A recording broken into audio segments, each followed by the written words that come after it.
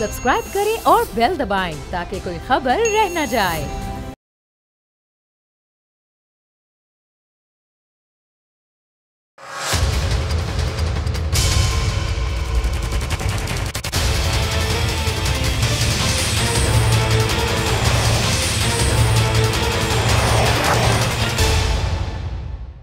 अस्सलाम वालेकुम, आप देख रहे हैं प्रोग्राम बस बहुत हो गया। मैं हूं अरबाब जहांगीर और हमारे मुल्क के अवाम का इस वक्त सबसे बड़ा मसला महंगाई है और IMF ने पाकिस्तान में महंगाई मजीद बढ़ने की पेशगोई कर दी है। IMF world economic outlook report 2021 के मुताबिक रवा माली साल पाकिस्तान की माशी तरक्की की शरह 4% तक रहने का इम्कान है, जबकि बेरोजगारी और करंट अकाउंट खसारे और महंगाई में मजीद इजाफे का खदशा है। इस रिपोर्ट के मुताबिक पाकिस्तान में गुज़िश्ता माली साल बेरोजगारी की शरह 4.5% से बढ़कर 5% हो गई थी, जिसमें इस साल बहुत ही मामूली कमी हुई है और 4.8% पर यह आने का इम्कान है, जबकि इस रवा माली साल के अख्ताम तक महंगाई की शरह मजीद इजाफे के साथ 9.2% तक पहुंच सकती है और मुल्क का करंट अकाउंट खसारा -3.1% तक होने का इम्कान है। तो अब वजीर ख़जाना शौकत तरीन इस वक्त IMF से मुज़ाकरात के लिए अमरीका में मौजूद हैं, जहाँ पर वो IMF से $6 अरब के प्रोग्राम की $1 अरब की किस्त के हवाले से बातचीत कर रहे हैं। लेकिन अगर हुकूमत को IMF से कर्ज चाहिए तो फिर उसे उसकी 3 बड़ी अहम और सख्त शराइत भी पूरी करनी होंगी और इन शराइत के मुताबिक हुकूमत को कुदरती गैस पर दी जाने वाली सब्सिडी को बंद करना पड़ेगा, जिसका बोझ ज़ाहिर आवाम पर पड़ेगा और इसकी कीमत को भी 35% तक बढ़ाना होगा। फिर बिजली के टैरिफ में मजीद ₹2 फी यूनिट इजाफा करना होगा और पेट्रोलियम और उसकी मसनूआत की कीमतों को भी ₹160 फी लीटर तक लेकर जाना होगा। अब अगर हुकूमत इन शराइत को मान लेती है तो फिर यहाँ पर सवाल ये पैदा होता है कि हुकूमत क्या इन शराइत का बोझ खुद उठाएगी या फिर इसे पूरा का पूरा आवाम पर मुंतकिल कर देगी। हुकूमत अगर खुद इसका बोझ उठाएगी तो उसे अपने टैक्सेस में कमी करनी पड़ेगी, टैक्स का जो हदफ रखा है वो हासिल नहीं हो सकेगा और अगर यही बोझ आवाम पर मुंतकिल होता है तो फिर मुल्क में पहले से मौजूद महंगाई में मजीद इजाफा हो जाएगा और जाहिर है कि आवाम इस महंगाई की चक्की में पहले ही पिस रहे हैं, उन पर महंगाई का ये अजाब मजीद मुसल्लत होगा। अब सूरत हाल किस तरफ जा सकती है? क्या हुकूमत इतनी कैपेबिलिटी रखती है, हुकूमत की ये नीयत है कि आवाम पर इस महंगाई के बोझ को कम कर सके? कमर जमान कायर साहब पाकिस्तान पीपल्स पार्टी के सीनियर रहनुमा हमारे साथ मौजूद हैं। तो कैसे साहब, ये आउटलुक रिपोर्ट या IAS में तो बड़े खौफनाक आदादो शुमार हम देख रहे हैं। ये 2021 तो हमने चले जैसे तैसे गुजार लिया, 2022 में महंगाई मजीद बढ़ सकती है, कि पाकिस्तान के अवाम पर तो मजीद बोझ पड़ जाएगा। लेकिन सख्ती वाला तो लफ्ज पीछे रह गया। अब तो महंगाई बढ़ रही है, आलमी मंडी में तेल की कीमतें बढ़ रही हैं और हमारी हुकूमत ने उसके लिए कोई पेशबंदी नहीं की। इसी तरह जो हमने IMF की शराइत थी, अब अचानक पहले हमने उस तरह फोर्स नहीं की, अब हम उसके ऊपर अमल दरामद करने जा रहे हैं। जब हमने अपना प्रोग्राम साइन किया तो हमने वादे कर लिए थे, अब वादे पूरे करने का वक्त आया तो हमसे होते नहीं। तो ये जो अचानक बर्डन अवाम पे आएगा, इसका नेगेटिव ऑलरेडी मार्केट से बहुत सारा पैसा, बहुत सारी फॉरेन इन्वेस्टमेंट जो है वो स्लिप अवे कर रही है पाकिस्तान से। इसीलिए हमारे स्टॉक मार्केट की आजकल डिस्टर्ब है और डिक्लाइन है मुसलसल उसमें।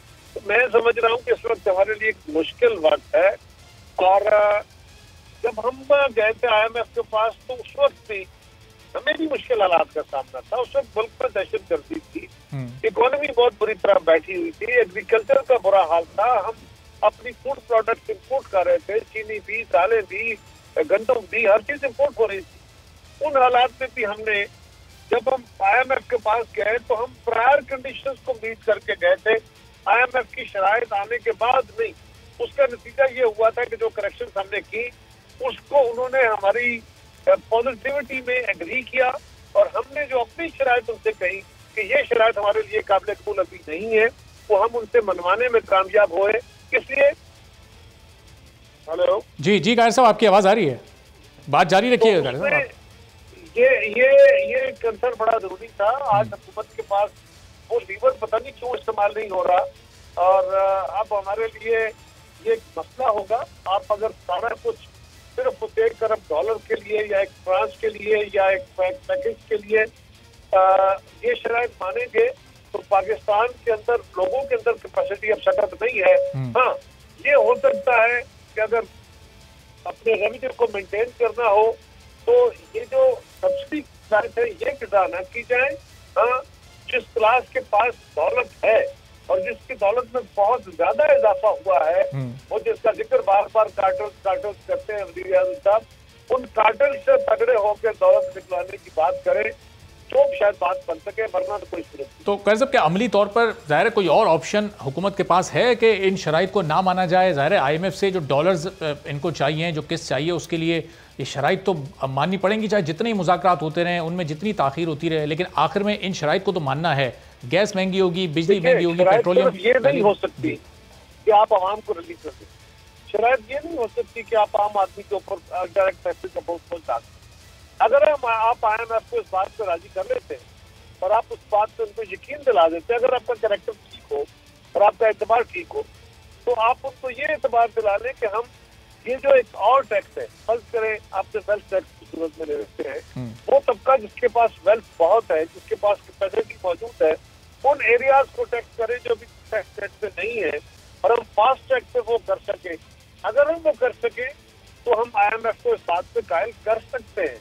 लेकिन आप अगर खुद उनके नुमाइंदा हो और उनके नुमाइंदा कार्टल्स आपके, और इस वक्त हमारे मुल्कों के अंदर, हमारे जैसी इकोनॉमीज और मुल्कों के अंदर वो ग्रुप बहुत तगड़े हैं। पाकिस्तान में वज़ीर आज़म ने नारे तो बहुत मारे, लेकिन किसी एक कार्टल को तोड़ने में कामयाब नहीं हुए, क्योंकि सारे कार्टल्स उसके अपने दाएं बाएं बैठे। लिहाजा उन कार्टल्स को तोड़े बगैर अगर आप चाहें कि आप पाकिस्तान की या किसी और मुल्क की इकोनॉमी को भी दुरुस्त किया जा सकता है और अवामी रिलीफ को बहाल रखा जा सकता है, तो वो मुश्किल तरीन काम है। लिहाजा आपने IMF को कायल करना है। उनको इस बात से गर्ज नहीं है कि आप बिजली के रेट क्यों नहीं बढ़ाते। वो कहते हैं रेवेन्यू कहाँ से बढ़ाएंगे, वो आपको बताते हैं कि अच्छा आपके पास रेवेन्यू किस बेस के है, आप यहाँ, और ये आसान तरीन है।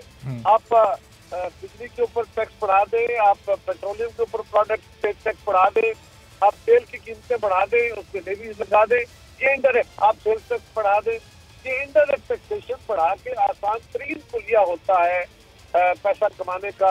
और सरमायादारी निजाम के अंदर तो दिल नाम की कोई चीज होती नहीं है, वहाँ सिर्फ 2+2=4 होता है। तो शौकत तरीन साहब कन्विंस कर पाएंगे, मना पाएंगे, राजी कर लेंगे IMF को? चूंकि उन्हें तो लाए इसलिए गया था कि उनके IMF से ताल्लुकात बड़े अच्छे हैं, माजी में वो बेहतर डील करते रहे IMF के साथ, तो वो इसमें कामयाबी हासिल कर सकते हैं, आपको लगा? इन आलमी इदारों से जाती ताल्लुकात नहीं चलते। वहाँ पे आपका कंट्री का एतबार चलता है और आपकी प्रेजेंटेशन क्या कर सकते हैं, वो उनके तो उनको आपके साथ जाके कोई लंबी बातें करने की जरूरत नहीं पड़ती, क्योंकि उनके मिशन यहाँ रेगुलर बैठे होते हैं। वो आपकी एक एक चीज, एक एक पॉलिसी, एक एक हुक्म को मॉनिटर कर रहे होते हैं। लिहाजा आपके पास स्पेस बड़ी थोड़ी होती है। उनको अब तो दिल खोल के हमें हिम्मत करनी पड़ेगी, एक कि हम गरीब लोगों पे, आम आदमी पे टैक्स लगाएं, या उन अशिया पे, जिस बिजली है, तेल है, गैस है, इन पे टैक्स लगाएं, सेल्स टैक्स को बढ़ाएं, तो अल्टीमेटली गरीब आदमी के ऊपर ये सारा टैक्स पास होता है। सही। और जी हम वो मुल्क के अंदर करना चाहते हैं या हम दौलतमंद तबके को टैक्स करके उनसे पैसे लेना चाहते हैं, ये फैसला इस हुकूमत का है और मेरा ख्याल है शामत गरीब की है।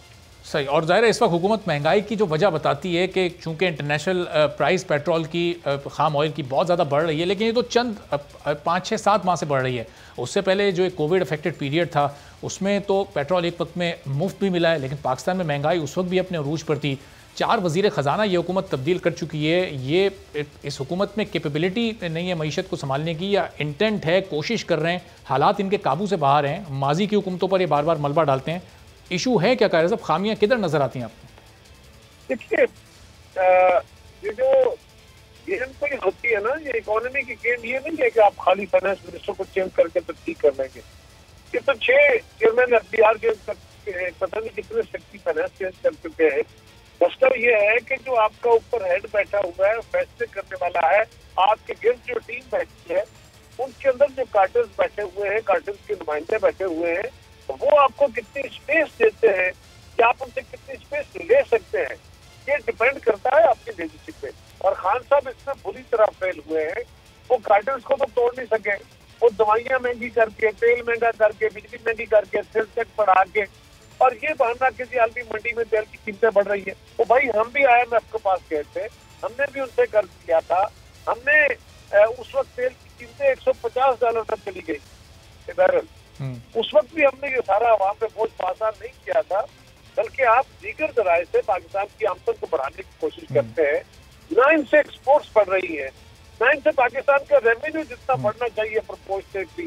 इसलिए अगर अंदाजा करें ना कि आज पाकिस्तानी रुपए को इतना डिवैल्यू करने के बावजूद भी ये अगर अपने आदाफ नहीं, आज भी पाकिस्तान का जो टैक्स रेवेन्यू है, अगर रियल टाइम में डॉलर की कीमत को आप 70 रुपए या 65 रुपए या 100 रुपए भी रख के अगर कैलकुलेट करें तो रियल टाइम में जो पाकिस्तान का रेवेन्यू इकट्ठा हो रहा है वो 2014-15 वाला भी नहीं होगा, उससे भी कम होगा। ये गवर्नमेंट करके रही है, तो इनके अंदर कैपेबिलिटी नहीं है, ये इनका प्रॉब्लम। सही। तो कार साहब ज़ाहिर है इस वक्त इन्होंने पेट्रोलियम लेवी भी बड़ी कम की है अपने आने के बाद, सेल्स टैक्स भी जो नून लीग के दौर में था उसको भी इन्होंने तकरीबन आधा कर दिया, लेकिन ज़ाहिर है इंटरनेशनल प्राइस चूँकि ऑयल की बहुत ज़्यादा है तो वो एक चीज़ इनके काबू से बाहर है। अब दीगर कौन से क्या इकदाम ये उठाएं? वजीर ख़जाना चेंज करना हल नहीं है आप कह रहे हैं, फिर अब क्या करने की ज़रूरत है इनको, कहाँ पर लैग कर रहे हैं? देखिए, problem lies with the head, तो उसमें तब्दीली किए बगैर अगर आप चाहेंगे कि मामला ठीक हो जाए तो होंगे नहीं। लेकिन सवाल ये है कि ये क्या नहीं कर सकते, क्यों नहीं कर सकते? तेल की कीमतें आलमी मंडी में बढ़ रही हैं, मैंने पहले गुजारिश की, हमारे दौर में बहुत ज्यादा बढ़ी थी। आलमी मंडी में गैस की कीमतें हमारे दौर में, कैसे आपके दौर में भी एक वक्त में 116-117 रुपए फी लीटर पेट्रोल हो गया था, जो उस वक्त के हिसाब से बहुत ज्यादा हुआ करता था, चंद दिनों के लिए हुआ था जी। आज चंद दिनों के लिए हुआ, उसको वापस लेकर आए। हमने वो बोझ आवाम पे 5 साल नहीं होने दिया सारा।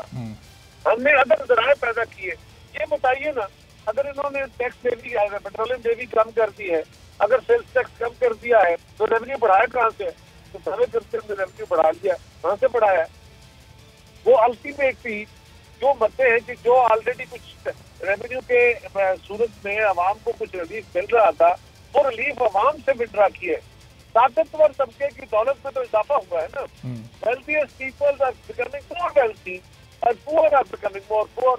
आप जरा गौर करें, पाकिस्तान के निजाम में जो बुनियादी खराबी है वो ये है कि दौलतमंद की दौलत में इजाफा हो रहा है और गरीब गुर्बत की लकीर से 2 करोड़ लोग नीचे चले गए हैं। तो इस बेसिक निजाम को दुरुस्त किए बगैर अगर हम सुपरफिशियल चीजों के साथ ठीक करना चाहेंगे तो ये करेक्शन शायद हमारे बताएं। और साहब एक तरफ हुकूमत ये क्लेम करती है कि बम्पर क्रॉप्स हो रही हैं और गंदम की बम्पर क्रॉप हुई है, और अभी मार्केट में जब गंदम आएगा तो कीमतें बिल्कुल 5 अक्टूबर डेट दी थी खुद वज़ीर आज़म के मोमिन खुसूसी बराए फूड सिक्योरिटी ने, जमशेद इकबाल चीमा साहब ने, कि 5 तारीख से चीनी भी 90 रुपये मिलेगी और आटा भी 55 रुपये मिलेगा। लेकिन आज उस डेट को दिए हुए भी एक हफ्ता मजीद गुजर गया, लेकिन हमें कहीं वो बम्पर क्रॉप्स के असरात होते नहीं नजर आ रहे।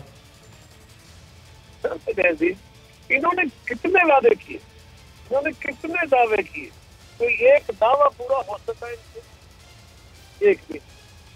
ये तो कहते थे हम तेल सस्ता कर देंगे, हुआ? ये तो कहते थे बिजली सस्ती कर देंगे, हुई?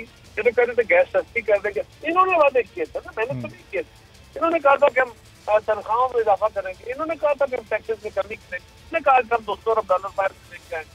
इन्होंने क्या क्या नहीं कहा। इन्होंने कहा था कि हम 1 करोड़ मकान 1 करोड़ मकान बनाएंगे। किधर गए वो मकान, किधर गए वो सारे दावे? इनके अपने दावे वापस आ रहे हैं। अब तो फवाद चौधरी साहब कह रहे हैं कि 1 करोड़ से ज्यादा नौकरियां हम दे चुके हैं। अभी वो 4-5 दिन पहले जब उन्होंने बताया कि तो सब हैरान रह गए कि वो 1 करोड़ नौकरियां आखिर तो किधर दी हैं, किसको दी हैं? मईशत दान भी मुल्क के बड़े बड़े बता रहे हैं कि बेरोजगारी में इजाफा हुआ है, लेकिन वो कह रहे हैं हम 1 करोड़ से ज्यादा नौकरियां दे चुके हैं। देखिए, इसी तरह वो मुल्क से गुर्बत खत्म कर चुके हैं, इसी तरह वो 1 करोड़ नौकरियां दे चुके हैं, इसी तरह वो 50 लाख घर बना चुके हैं, इसी तरह वो आम आदमी को महंगाई के असर से निकाल चुके हैं। अब वो सारे काम पता नहीं कहाँ किस कैफियत में वो काम कर चुके हैं। तो रियल लाइफ में तो ये सूरत हाल और स्टोरी इससे बहुत मुख्तलिफ है, और ये हुकूमत इस काबिल अब नहीं है कि इसका बोझ और उठाया जाए। ये मुल्क इस काबिल नहीं है। अब आवाम की चीखें वाकई निकाल दी गई है, और अब इस हुकूमत को जान छोड़ दी होगी, ऐसे इसे जान छुड़ानी होगी ताकि कोई इत्तेफाक राय से तो बेहतरी का रास्ता पैदा किया जा सके, और रियल टाइम में सारी जमातों को, सब कुव्वतों को इकट्ठे होके सर जोड़ के ऐसे फैसले करें जिससे लॉन्ग टर्म बेहतरी आए। मैंने कहा ना कि आपको इस वक्त बेसिक स्ट्रक्चर ठीक करने की जरूरत है जी। वो स्ट्रक्चर जिससे दौलतमंद की दौलत में इजाफा हो रहा है और गरीब की गुर्बत में इजाफा हो रहा है, उसको स्ट्रक्चरल तब्दीली के बगैर ये मुमकिन नहीं है कि आप सुपरफिशियल चंद एडजस्टमेंट के साथ कहें कि जी इकॉनमी ठीक है। बहुत बहुत शुक्रिया कमर जमान कायरा साहब, पाकिस्तान पीपल्स पार्टी के रहनुमा हमारे साथ थे और कह रहे थे कि ज़ाहिर है हुकूमत के बस की बात नहीं है इस मईशत को ठीक करना, सिर्फ वज़ीर ख़जाना को तब्दील कर देने से मईशत में बेहतरी नहीं आती। आलिया हमजा मलिक साहब पाकिस्तान तहरीक इंसाफ की सीनियर रहनुमा हमारे साथ मौजूद हैं। वालिया साहब, इस IMF की जो आउटलुक रिपोर्ट आई है इसके जो आदाद शुमार हैं इस पर ज़रा आते हैं, लेकिन क्या हुकूमत को इदराक है वाकई कि इस वक्त कितनी महंगाई है, आवाम पर इस वक्त कितना बोझ पड़ा हुआ है, मुआशी हालात इस वक्त एक आम आदमी के क्या हो चुके हैं, हुकूमत को इसका इल्म है? सबसे पहले तो मैं ये बता दूं कि हुकूमत ग्राउंड रियलिटी से बिल्कुल जो है बाखबर है और इसीलिए हम ये अवाम को भी बता रहे हैं और अवाम के रिलीफ देने के लिए हम ये कर रहे हैं कि हमने उन्हें जो है सब्सिडी जो है जो हमने जिससे कह लें कि जो हमारे खते गुर्बत से नीचे लोग हैं उनके लिए हम सब्सिडी आटा, चीनी और दालों के ऊपर और घी के ऊपर दे रहे हैं। जिस तरह से आपको भी पता होगा कि घी के प्राइसेस, आटे के प्राइसेस, चीनी के प्राइसेस, और अवाम इतनी समझदार है कि उन्हें पता है कि इंटरनेशनली कितनी इन्फ्लेशन हो चुकी है और किस तरह से PTI हुकूमत अगर दुनिया के अंदर 100% की इन्फ्लेशन इन प्रोडक्ट पर हो चुकी है तो हम उसका बहुत कम अवाम को शिफ्ट करें। जिस तरह petrol prices all over the world 85% increase हुई है तो हमने अवाम को सिर्फ 18 से 20% तक शिफ्ट किए और फर्दर भी हम अवाम को ही रिलीफ देने के लिए यहाँ पर आए। देखिए अली साहब, जब ये पेट्रोल प्राइसेस जीरो पर थी और एक वक्त ऐसा भी आया थोड़े टाइम के लिए कि वो माइनस में चली गई थी, तब भी यहाँ पेट्रोल 74-75 रुपए फी लीटर लिया जा रहा था। उस वक्त कई गुना पैसा इसी आवाम से लिया भी है इस हुकूमत ने।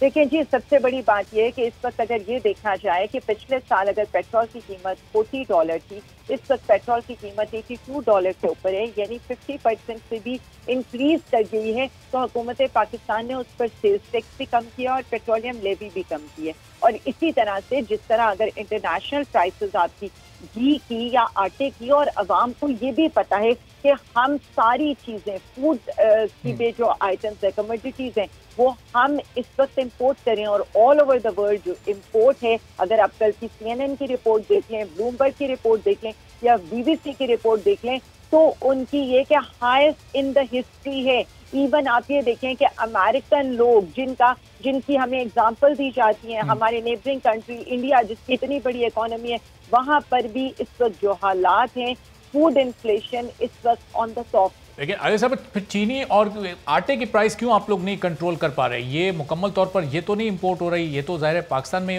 उगाया जा रहा है, पाकिस्तान में ही बन रहा है, मिल्स यहीं पर तैयार कर रही हैं, यहीं से मार्केट में पहुंच रहा है, लोग वहाँ से ख़रीद रहे हैं।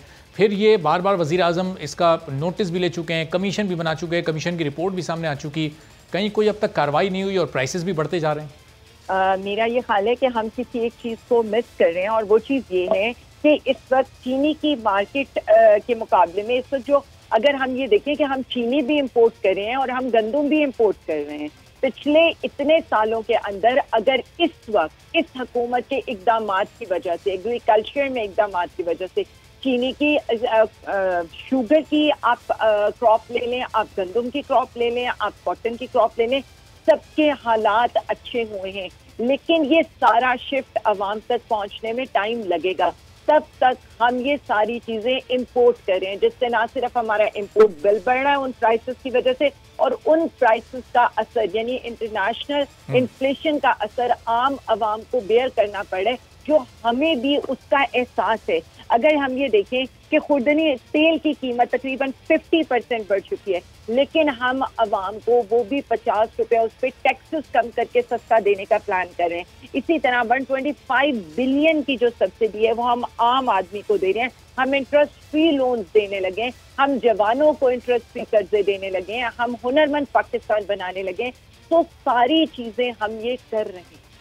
लेकिन अली साहब, अब ये आपने महंगाई पर काबू पाने की स्ट्रेटजी तो बता दी, लेकिन ये जो टाइम लगेगा, ये टाइम बहुत ज़्यादा लग रहा है। यही चीनी जब 52 से 120 पर पहुंची थी तो इसने 7-8 महीने का टाइम लिया था, ये वापस आने में बहुत टाइम ले रही है। यही आटा जब 35 से 80 रुपए पर पहुंचा था तो ये चंद महीनों में पहुंच गया था, ये भी वापस आने में बहुत टाइम ले रहा है। वो दवाओं की कीमतों से मुतालिक तो बात ही नहीं होती, वो जो 400-400% बढ़ चुकी हैं उनकी, ये आटा चीनी से लोग निकलें तो उस पर आएंगे।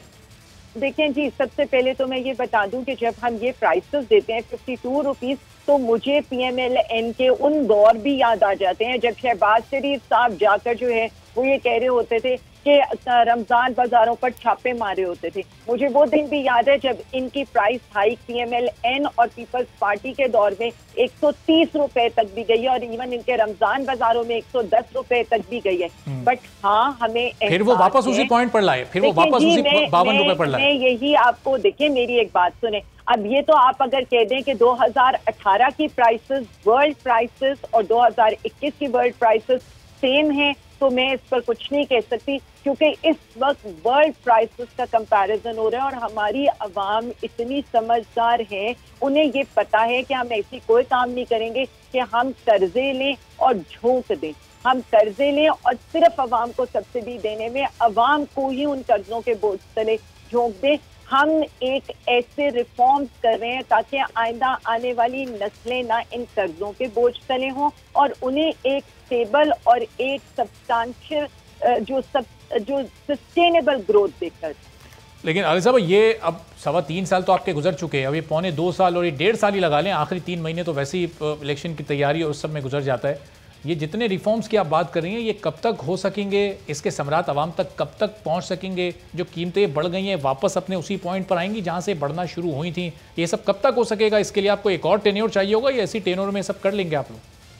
देखिए जी, इंशाल्लाह ताला, वैसे तो मैं आपको बता दूं नेक्स्ट टेन्योर भी हमारा ही है और इंशाल्लाह उससे अगला टेन्योर भी हमारा ही है, क्योंकि अवाम को ये पता है कि हम जो भी फैसले करेंगे वो आइंदा आने वाली नस्लों के लिए करेंगे, अपने वोट बैंक के लिए नहीं करेंगे। मैंने एक बहुत बड़ी एग्जांपल अभी आपको दी थी कि अवाम इतनी समझदार है कि वो इंटरनेशनल इन्फ्लेशन को समझ। तो ये आलिया साहब, ऑन अ लाइटर नोट, ये खान साहब क्या अपने अगले टेन्योर के लिए भी कोई ऑर्डिनेंस वगैरह ला रहे हैं कि जिस तरह चेयरमैन नैब के लिए वो ऑर्डिनेंस ले आए, जिस तरह वो DG ISI को नहीं जाने देना चाहते थे? कंप्लीट कर लेती तो शायद ये बात अवाम तक भी पहुंच जाती। बात सिर्फ इतनी सी है कि जब हम मतलब मीडिया में बैठे हुए लोगों को इतना अपडेट होना चाहिए ऑन द इंटरनेशनल मैटर्स और अवाम को इस पर एजुकेट करना चाहिए और ये करना चाहिए कि हमें एक ऐसा पाकिस्तान चाहिए जिसमें सस्टेनेबल ग्रोथ हो। हमें कोई फॉल्स ग्रोथ दिखाकर, हमें कोई फॉल्स फिगर दिखाकर अवाम को बेवकूफ नहीं बनाना। हमें अवाम का एहसास। आलिया साहब, सियासतदानों को भी आप समझते हैं कि उतना अपडेट होना चाहिए जब वो अपोजिशन में हो, तब भी उन्हें आदाद शुमार का पता हो कि जो हुकूमत में उनकी क्या मुश्किलात हैं, वो सब बड़े बड़े दावे ना करें, वो 90 दिन में करप्शन खत्म करने के ऐलान ना करें और फिर जब वो आएँ तो वो बताएं कि जी मेरे 200 लोगों की टीम तो फेल हो गई, मुझे तो इतना वक्त चाहिए, मुझे उतना वक्त चाहिए, अब कोविड आ गया, अब इंटरनेशनल प्राइस इतनी हाई हैं, फिर वो जवाब ना दिया करें। देखिए जी, सबसे बड़ी बात यह है कि कोविड आना ये अल्लाह की तरफ से, लोकस्ट का अटैक होना एग्रीकल्चर के ऊपर ये अल्लाह ताला की तरफ से। और अगर पूरी दुनिया के अंदर एक क्राइसिस आ रहे तो इसमें लीडर की फोर्थ साइटेडनेस तो ये हो सकती है कि वो कोविड से अपने आम लोगों को बचाएं। वो ऐसे फैसले करें, जब पूरी दुनिया बंद हो रही थी तो वो स्मार्ट लॉकडाउन लगाकर ऐसे फैसले करें कि उनकी इकोनॉमी को कम से कम नुकसान हो। जब पूरी दुनिया में एक्सपोर्ट्स कम हो रही हैं और पाकिस्तान की एक्सपोर्ट्स बढ़ रही हैं, तो ये हमारी स्ट्रैटेजी को प्रूव करता है कि हम खुदा के फैसले तो खुदा जानता है, लेकिन एक जो प्राइम मिनिस्टर इमरान खान साहब की फोर्थ साइटेडनेस है या उनका विजन है, वो इससे अंदाजा होता है कि जो इकदाम उन्होंने उठाए अपने अवाम को रिलीफ देने के लिए, पूरी दुनिया ने उनको एज ए रोल मॉडल लिया। और मेरा ये ख्याल है कि ये this is the best strategy. फोर्सी तो किसी चीज को भी नहीं किया जा सकता। और जहां तक करप्शन की बात है, मेरा ये ख्याल है कि करप्शन के केसेस के ऊपर हमारी जो जीरो टॉलरेंस है वो सबके सामने। ठीक है, चलो आलिया साहब, आप कह रही हैं कि टारगेटेड सब्सिडी आप लोग गरीबों को देने जा रहे हैं, मौशी हालात आने वाले दिनों में किसी हद तक ये हुकूमत बेहतर करने में कामयाब हो सकती है। अब देखना है कि ये आप लोग कर पाते हैं। नहीं, एक ब्रेक लेते हैं, ब्रेक के बाद वापस आएंगे तो आलिया साहब हमारे साथ मौजूद हैं और मरियम नवाज ने आज अदालत के बाहर जो गुफ्तगू की है, एक बार फिर हुकूमत को तनकीद का निशाना बनाया और खातून अव्वल के हवाले से भी कुछ गुफ्तगू की है। उन तमाम बातों का जवाब आलिया हमजा साहिबा से लेंगे और कुछ मरियम नवाज की प्रेस कॉन्फ्रेंस से मुताल्लिक इनके सामने सवालात रखेंगे एक ब्रेक के बाद।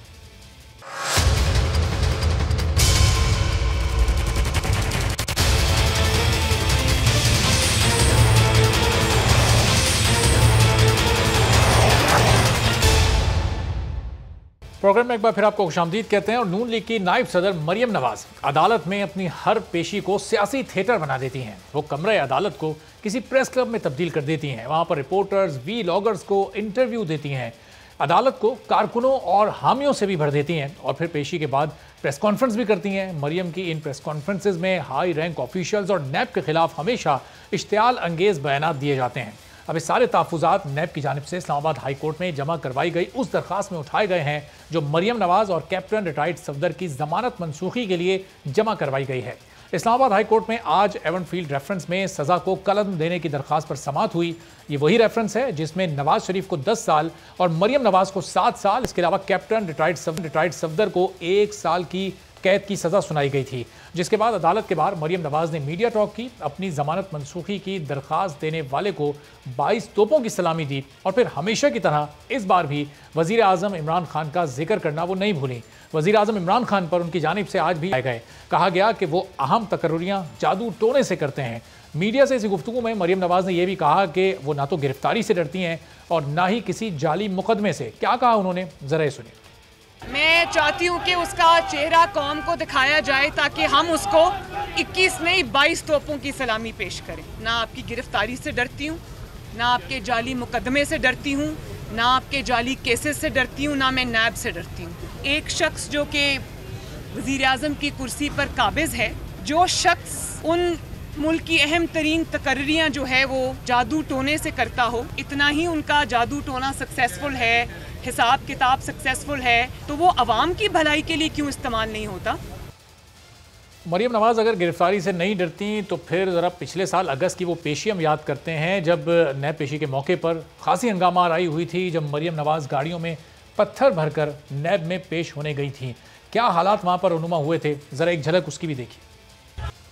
नून लीग की नायब सदर मरियम नवाज जब से सियासत में एक्टिव हुई हैं, इदारों को बड़े जारहाना अंदाज से तनकीद का निशाना वो बना रही हैं। लेकिन अगर नून लीगी सदर शहबाज शरीफ की हम बात करें तो वो इदारों से टकराव की सियासत से हमेशा मना करते हैं। इस तरह की सियासत उनकी सियासत का हिस्सा नहीं है और शायद इसीलिए वो माजी में मरियम नवाज को ग्रूमिंग का मशवरा भी दे चुके हैं। क्या मशवरा उनकी जानिब से दिया गया था, ज़रा ये भी सुन लीजिए, फिर गुफ्तगू का आगाज़ करते हैं मेहमानों से। Politician time is on her side और आवाम जो हैं वो अपना फैसला करेंगे। उनको पूरी तरह, मरियम को पूरा राइट है कि वो अपनी जो पॉलिटिक्स करे और time is on her side, time is on Hamda side. उनको ग्रूमिंग की ज़रूरत है। उनके वालिद बैठे हैं, वो स्टेट्समैन, वो ग्रूम करेंगे। पाकिस्तान तहरीक इंसाफ से आलिया हमजा मलिक साहब हमारे साथ मौजूद हैं। उसामा गाजी सीनियर एंकर पर्सन तज्जियाकार भी हमें ज्वाइन कर चुके हैं। आलिया साहब, आपकी इजाज़त से ज़रा पहले उसामा साहब का मैं तज्जिया इस पर ले लूँ। अब आज ये पेशी हुई, उसके बाद मीडिया से गुफ्तगू हमेशा होती है, हमेशा से कुछ मुतनाज़ उसामा साहब बातें की जाती हैं, लेकिन आज जिस तरह के इल्ज़ामात उन्होंने लगाए खातून अव्वल पर, वो जादू टोने की बात कर रही हैं, प्राइम मिनिस्टर पर इल्ज़ामात लगा रही हैं कि जादू टोने से तकर्रियाँ होती हैं, किस तरफ हमारी सियासत जा रही है? एक दूसरे पर हम ज़ाती इल्ज़ामात लगाने पर आ गए, इशूज़ पर बात करने के बजाय।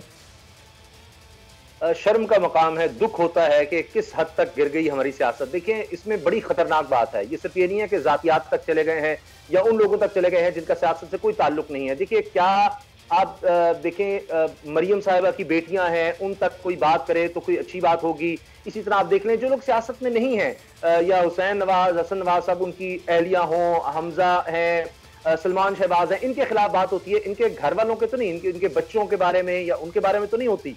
तो ये नहीं होना चाहिए। और उसमें आप देखिए कि एक तो ये जादू करना इस्लाम में इसमें हराम है, अगर कोई करे तो वो यानी कुफरिया काम है। तो इसका मतलब है कि हम फतवे देने लग गए हैं कि कोई शख्स किस तरह से जादू कर रहा है और वो इस दायरा इस्लाम से उसको हम खारिज करेंगे। आगे अब ये बातें शुरू हो जाएंगी। और अगर कोई खातून है, खातून अव्वल है, वो पर्दा करती हैं या उनका एक अंदाज है कि जी वो इस्लाम के हवाले से या दीन पर अमल करने की तरफ है, तो उसका आप तमस्खुर या मजाक उड़ाएंगे कि जी अच्छा वो एक नॉर्मल जिसको हम समझते हैं जी जो दीन पर होता है शख्स, उससे कुछ ज्यादा वो उस तरफ चल रही हैं। तो क्या आपको सबूत है कि वो जादू टोने करती हैं? किस तरह से आप ये इल्जाम लगा सकते हैं? अब अगर इनको आपने रोकना था तो उसमें चूंकि आलिया हमजा साहिबा हैं, वरना पीटीआई को वो डिफेंड करने वाला ऐसा लगेगा मैं भी एक ही तरफ की ट्रेन चला रहा हूं। तो दुख की बात यह है कि शहबाज गिल साहब को क्या जरूरत थी कि प्रेस कॉन्फ्रेंस करते, तहरीक इंसाफ को क्या जरूरत थी कि प्रेस कॉन्फ्रेंस पर कर डालते और जाकर कहते जी वो चुड़ैल हैं, वो सियासी चुड़ैल हैं। आपने तो बात ही खत्म कर दी। आपकी मॉरल हाई ग्राउंड उसके बाद खत्म हो गई जब आपने भी उसी तरह की लैंग्वेज यूज करके उनके खिलाफ शुरू कर दिया। और समझ सिर्फ प्रेस कॉन्फ्रेंस तक बात महदूद नहीं रही, बल्कि उसके बाद जो ट्विटर पर ट्रेंड्स पिछले चंद घंटों से चल रहे हैं वो ये इसी तरह की सियासी चुड़ैल और दूसरे इस तरह के अल्फाज इस्तेमाल किए जा रहे हैं। और फिर नून लीग की तरफ से वो जादू टोने की पर कायम हुकूमत और इस तरह के ट्रेंड्स बहुत टाइम हो गया, काफ़ी घंटों से मुस्तकिल ज़ेर गर्दिश हैं। उस पर हज़ारों और कुछ पर तो लाखों ट्वीट्स भी किए जा चुके हैं।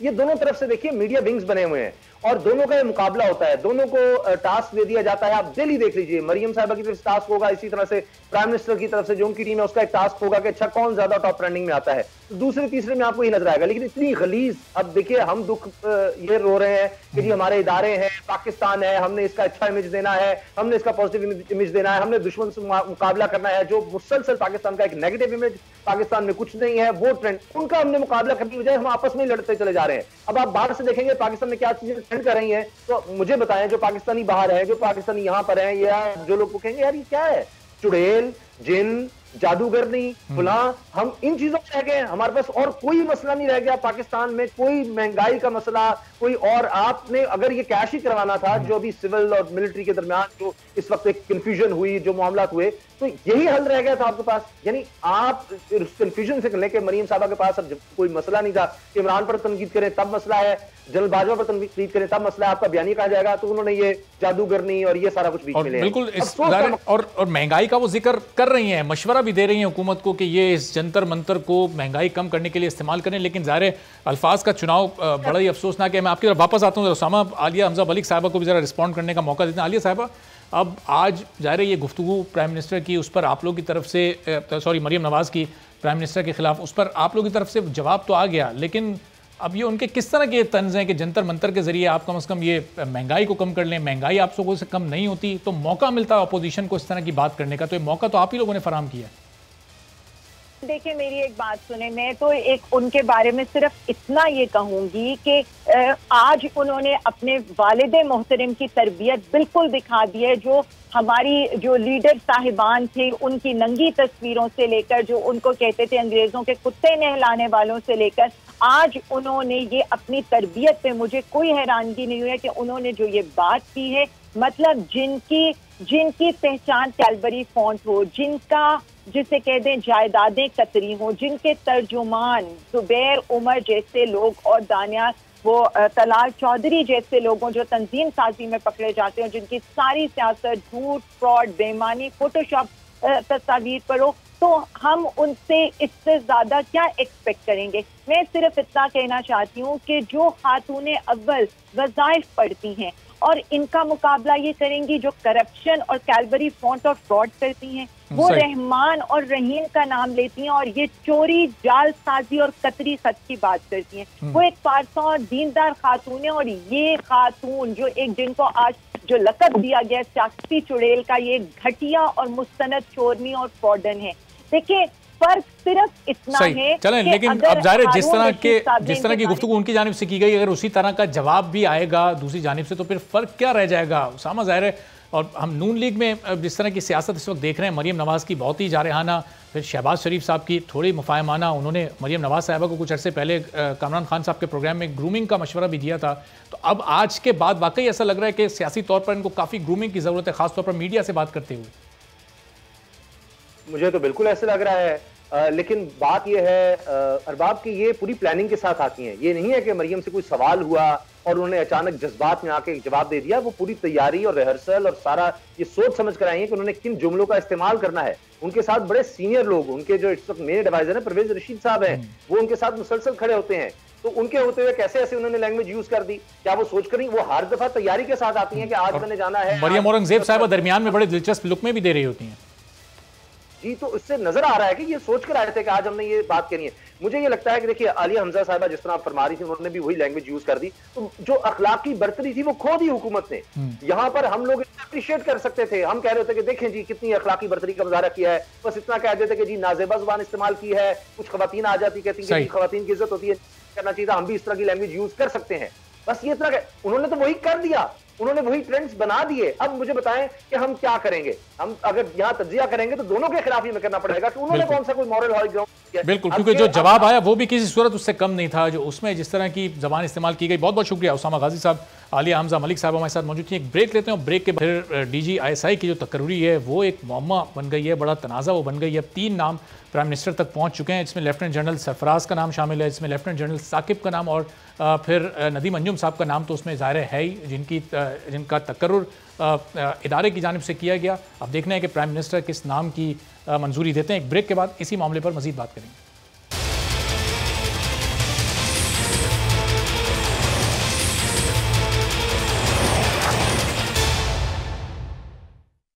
प्रोग्राम में एक बार फिर आपको खुशामदीद कहते हैं और आज से ठीक एक हफ्ते पहले ISPR की जानिब से पाकिस्तानी फ़ौज में अहम तब्दीलियों और तकरीरों के नाम सामने आए थे और उसके बाद लेफ्टिनेंट जनरल नदीम अहमद नजूम को 25वां DG ISI तैनात किया गया था, जबकि साबिक DG ISI लेफ्टिनेंट जनरल फैज़ हमीद को कोर कमांडर पेशावर की जिम्मेदारियां सौंपी गईं, लेकिन इस हवाले से हुकूमत की जानिब से कोई नोटिफिकेशन जारी नहीं किया गया। फिर ये खबरें सामने आई कि वज़ीर आज़म इमरान खान सुबुकदोश होने वाले DG ISI लेफ्टिनेंट जनरल फैज़ हमीद के साथ मज़ीद उनके साथ काम करने के ख्वाहिशमंद हैं। वो चाहते हैं कि वही DG ISI के ओहदे पर काम करते रहें। वो ज़्यादा सहूलत इस सिलसिले में महसूस करते हैं और चाहते हैं कि फैज़ हमीद ही इस ओहदे पर काम जारी रखें। पीर को वज़ीर खान और army chief general Qamar Javed Bajwa के दरमियान एक मामूल से ज़्यादा तवील मुलाकात हुई थी और उस मुलाकात में ये मामला भी बहस का मौजू रहा। लेकिन इस मुलाकात में आखिर ऐसा क्या हुआ कि उसके अगले दिन यानी कल वज़ीर इत्तलात फवाद चौधरी मीडिया पर आकर उन्हें यह बताना पड़ा कि वज़ीर आज़म ऑफिस कभी भी कोई ऐसा कदम नहीं उठाएगा कि फ़ौज का वक़ार कम हो और सिपह सलार कोई ऐसा कदम नहीं उठाएंगे कि सिविल सेटअप की इज्जत में कमी आए। प्राइम मिनिस्टर ऑफिस कुछ ऐसा हरगिज़ कदम नहीं उठाएगा जिससे पाकिस्तान की फ़ौज या पाकिस्तान के जो सिपह सलार हैं उनकी इज्जत में कमी हो। वज़ीर आज़म साहब की और chief of army staff general Qamar Bajwa की बहुत तवील नशिस्त हुई। जनरल बाजवा और प्राइम मिनिस्टर साहब के आपस में बहुत ही करीबी और बहुत ही खुशगवार ताल्लुकात हैं। फिर कल ही वज़ीर आज़म इमरान खान के मोमिन खुसूसी बराए सियासी उमूर आमिर डोगर साहब ने भी ये कहा था कि वज़ीर आज़म इमरान खान फ़ौज के खुफिया इदारे ISI के सरबराह जनरल फैज़ हमीद को उनके ओहदे पर मज़ीद चंद माह रखने के ख्वाहिशमंद थे, लेकिन अब नए DG की तैनाती तरीक़ाकार के तहत होगी। और तरीक़ाकार की अगर बात करें तो DG ISI को तैनात करने की अथॉरिटी वज़ीर आज़म की है। उन्होंने ये कहा कि मेरे आइडियल ताल्लुकात हैं जनरल बाजवा से। ये भी कहा जैसे आपने कहा कि मेरी ख्वाहिश थी कि जो अफ़गानिस्तान का इशू है और ज़ाहिर है आप उसके डायरेक्ट मुतासरीन में से हैं और हमारा एक बहुत बड़ा रोल है उस सारे प्रोसेस में, तो जनरल बाजवा भी कुछ माह गुजार जाते हैं। जनरल फैज़ को भी कुछ माह रहने देते। हाँ, जनरल फैज़ वहाँ कुछ माह रह जाते। प्रोसेस ये होगा कि समरी वापस जाएगी, 3 या 5 नाम वहाँ से दोबारा नाम आएंगे मिनिस्ट्री ऑफ डिफेंस से जी थ्रू प्रॉपर चैनल और फिर उसमें से एक नाम जो है वो प्राइम मिनिस्टर मंजूरी करके जी। मेहमानों का आपसे तारुफ कराते हैं। ब्रिगेडियर रिटायर्ड साद मोहम्मद साहब से दिफाई तज्जियाकार हमारे साथ मौजूद हैं। ब्रिगेडियर रिटायर्ड गजनफर साहब भी हमारे साथ मौजूद हैं, सीनियर दिफाई तज्जियाकार हैं। गजनफर साहब, ये मिस हैंडलिंग हुकूमत के एंड से हुई या हुकूमत सरप्राइज हो गई कि 3 नाम तरीक़ाकार तो ये होता है कि 3 नाम वज़ीर आज़म के पास आते, वो उसकी मंजूरी देते, तो इस तरीक़ाकार को फॉलो नहीं किया गया, इसलिए शायद हुकूमत ने और वज़ीर आज़म ने थोड़ा बुरा मना लिया। कहाँ पर यह मामला मिस हैंडल हुआ है? असल में मेरा ही ख्याल है कि जहाँ तक फौज की अगर आप तारीख उठा के देखें और पोस्टिंग ट्रांसफर का एक स्टाइल देखें और पोस्टिंग ट्रांसफर होती है वो देखें, उसमें सिर्फ वजीर आजम को इन्फॉर्म किया जाता है DG ISI की पोस्टिंग के हवाले से और माजी में यही होता रहा। अच्छा, मुझे बड़ा अफसोस है कि इसको एक इशू बना लिया गया। इसको इशू नहीं बनना चाहिए था, इसलिए कि वहाँ पे ISI के हेड के तौर पे जो फैज़ हमीद साहब ने बड़ा अच्छा काम किया, वो बड़े काबिल ऑफिसर हैं और उन्होंने डिलीवर किया, लेकिन उनकी को प्रोफेशनल रिक्वायरमेंट्स थी और वो रिक्वायरमेंट्स है कि उन्होंने कोर को कमांड करना है, तो नेचुरली उसकी पोस्टिंग होनी थी, उनकी पोस्टिंग होनी थी। अब आने वाला जो ऑफिसर है वो भी उसी कैलिबर का मालिक है जिस कैलिबर के फैज़ हमीद साहब मालिक, तो उसको मुझे नहीं समझ आता कि उसको इशू बनाना, फिर उस पर प्रेस कॉन्फ्रेंस करना, फिर उस पर फवाद चौधरी साहब को आके बयान देना, फिर ये कहना कि जी कानूनी तरीक़ाकार इख्तियार किए जाएंगे, फिर ये कहना कि जी अदारों के दरमियान से भाई एक नॉर्मल पोस्टिंग है, रोटेशन एंड ट्रांसफर है, वो अदारे के अंदर होती रहती है, उसके अंदर इतना लंबा चौड़ा प्रेस कॉन्फ्रेंस करने की जरूरत क्या? आप क्या प्रूव करना चाहते हैं? सही। और गजनफर साहब, ये 15-16 जून 2019 को फैज़ हमीद साहब को लगाया गया था DG ISI, तो अगर आपके जहन में उस वक्त की याददाश्त ताज़ा हो, क्या उस वक्त तो इस तरह का कोई इशू नहीं हुआ था? क्या यही तरीक़ाकार अपनाया गया था कि 3 नाम वज़ीर आज़म को भेजे गए, उन्होंने 1 नाम की मंजूरी दे दी, या सिर्फ इन्फॉर्म किया गया था वज़ीर आज़म को? सर, ये 3 नाम वगैरह नहीं भेजे जाते। आप देखते हैं कि कौन सा ऑफिसर है जो प्रोफेशनली क्वालिफाई करता है एक इस किस्म की ऑर्गेनाइजेशन को लीड करने की, उसकी कुछ रिक्वायरमेंट्स होती है, वो रिक्वायरमेंट हर एक में मौजूद नहीं होती है। उनका आप कोई सर्विस बैकग्राउंड देखते हैं, कोई तजर्बा देखते हैं, कोई उसकी वो जो आर्मी वर्कआउट करती है, जो MS ब्रांच वर्कआउट करती है, उसको कोई सिविलियन सेटअप वर्कआउट नहीं कर सकता। और वो जब देखते हैं और उसके हिसाब से जब वो एनालाइज करते हैं, उस पर अपना वो फैसला करके इन्फॉर्म कर देते हैं। इससे पहले ही नहीं हुआ, ये कोई पहला DGISI पोस्ट हुआ है, ये कोई पाकिस्तान में पहली पॉलिटिकल हुकूमत है जो मौजूद है। तो पहला 70 साल से DGISI पाकिस्तान को बने हुए हो गए, हर दफा DGISI की पोस्ट हुई। हमने तो इस किस्म का एटीट्यूड कभी नहीं देखा कि आपने एक अदारे को आपने दुनिया के अंदर क्वेश्चनेबल बना दिया, आपने उस शख्स को भी जो आ रहा है उसको भी डिबेटेबल बना दिया। कितने अफसोस की बात है, ऐसा नहीं होना चाहिए अदारों के साथ। सही, अदारे बड़ी मुश्किल से बनते हैं।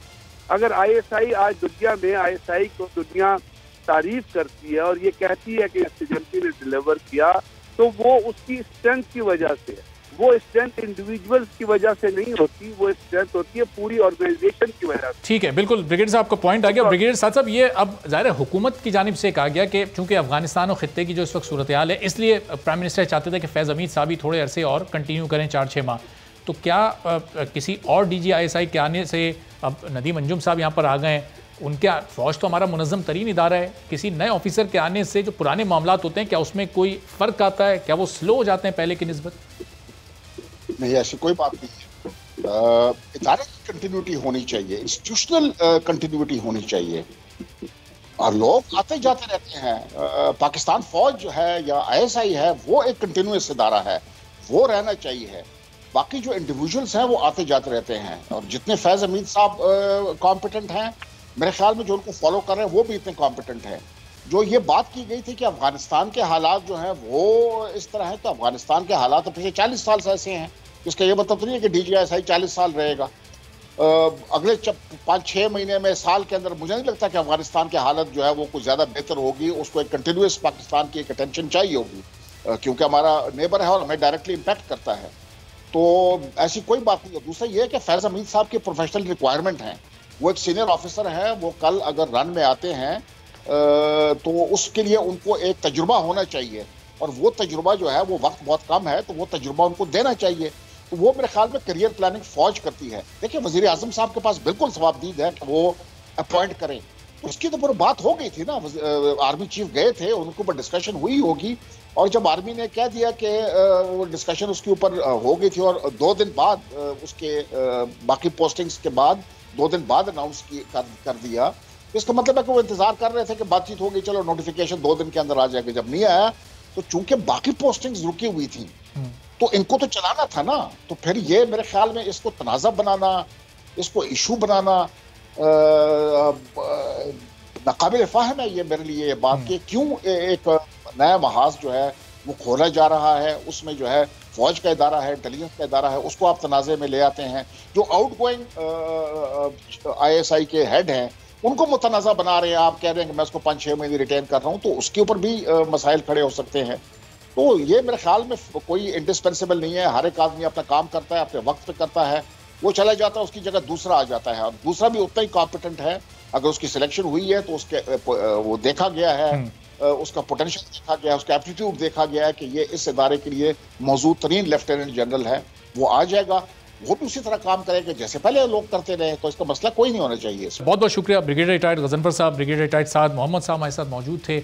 और ज़ाहिर तनाज़ात इस हुकूमत का पीछा छोड़ नहीं रहे हैं। वज़ीर आज़म इमरान खान और उनके वज़रा जो बयानात देते हैं, उससे ऐसा लगता है कि पाकिस्तान तहरीक इंसाफ के हुकूमत में आने से पहले पाकिस्तान में कुछ भी सही नहीं हो रहा था। हर इदारे में हर जगह नाअहल और करप्ट लोग बैठे थे।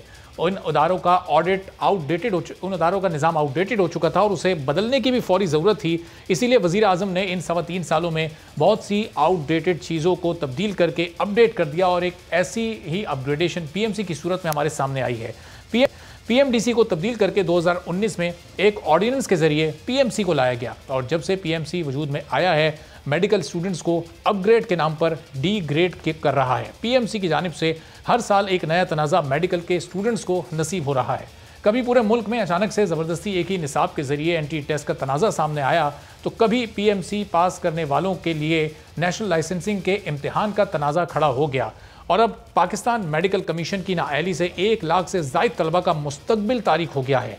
1 महीने तक जारी रहने वाले MD कैट के टेस्ट की पेचीदगी के खिलाफ तलबा एहतजाज करते रहे, लेकिन PMC की मैनेजमेंट ने उनकी बात सुनने के बजाय अपनी प्रेस कॉन्फ्रेंस में सारी खराबी और गलती का जिम्मेदार तलबा को ही करार दे दिया। कहा कि तलबा का एक मखसूस ग्रुप इम्तिहान को मुतनाज़ बनाने की कोशिश कर रहा है। क्या कहा उन्होंने, जरा सुनिए। 2 तरह के कैटेगरीज होती हैं सवाल की। एक वो सवाल जो बच्चे ने खोला और खुद अपनी मर्जी से उसको स्किप कर दिया। दूसरी कैटेगरी उन सवालात की है जो कि बच्चा उस सवाल तक पहुंचा ही नहीं, उसने खोला ही नहीं। 8,944 ऐसा बच्चा था 9,105 में से जिन्होंने 10 से कम सवाल स्किप किए। इसमें बहुत एक इंटरेस्टिंग डेटा निकला। 34 बच्चे निकले जिन्होंने 200 से लेके 210 तक सवाल स्किप किए। ये वो बच्चे हैं जो कि लिटरली जिन्होंने इम्तिहान में बैठ के उंगली दबाई है, स्किप स्किप स्किप स्किप। मैं बड़ी कैटेगोरिकली ये कह रहा हूं, ये ऑन पर्पस किया गया। लेकिन अगर इन तमाम खराबी के जिम्मेदार तलबा ही हैं तो PMC के सदर और नायब सदर के पास सहाफ़ियों के सवालात के जवाब क्यों नहीं थे? जब उनसे सहाफ़ियों ने सवालात शुरू कर दिए तो वो किस तरह के सवालात के जवाब दिए बगैर ही भाग निकले, कैसे, जरा ये भी देखिए। बारे में अगर आप छोड़ के प्रेस कॉन्फ्रेंस छोड़ के भाग गए, प्रेस कॉन्फ्रेंस छोड़ के भाग गए, प्रेस कॉन्फ्रेंस छोड़ के भाग सर आपने प्रेस कॉन्फ्रेंस ही छोड़ के प्रेस कॉन्फ्रेंस छोड़ के भाग रहे हैं। क्यों ना करें मिस्टर आवाज। तो MD कैट्स के रिजल्ट्स को देखकर ये लगता है कि PMC की मैनेजमेंट ने तलबा और मीडिया का सारा गुस्सा MD कैट के नतीजे में निकाल दिया है और मुल्क भर से 64% तलबा को नाकाम करार दिया गया है। इसका मतलब यह है कि मुल्क भर से कामयाबी का तनासुब सिर्फ 35.4% रहा। 1,94,000 में से 1,25,000 तलबा को नाकाम करार दिया गया और सिर्फ 68,680 तलबा को कामयाब करार दिया गया। मेडिकल जामियात में दाखिला लेने के लिए उम्मीदवारों का नतीजा मुसलसल तब्दील होता रहा। पोर्टल पर कभी उम्मीदवारों को कामयाब तो कभी नाकाम करार दिया जाता रहा। वालिदैन और तलबा मुसलसल ज़हनी अजियत का शिकार रहे और एक तालिब इल्म ने इस इम्तिहान के लिए 6,000 रुपए की भारी फीस अदा की। इसका मतलब है कि PMC ने 1,94,000 स्टूडेंट से एंट्री फीस की मद में 1,47,47,98,000 रुपए जमा किए। नाकाम होने वाले 1,25,000 स्टूडेंट से करोड़ों रुपए एंट्री फीस की मद में लिए गए। अब उनके नाकाम होने के बाद क्या PMC 6,000 रुपए फी करे हर स्टूडेंट को वो वापस करेगा? और अगर ये पैसे वापस नहीं किए जाते तो फिर इन पैसों का क्या किया जाएगा? इसका जवाब भी आवाम के सामने आना चाहिए। आज के प्रोग्राम से इजाज़त दीजिए। अल्लाह हाफ़िज़।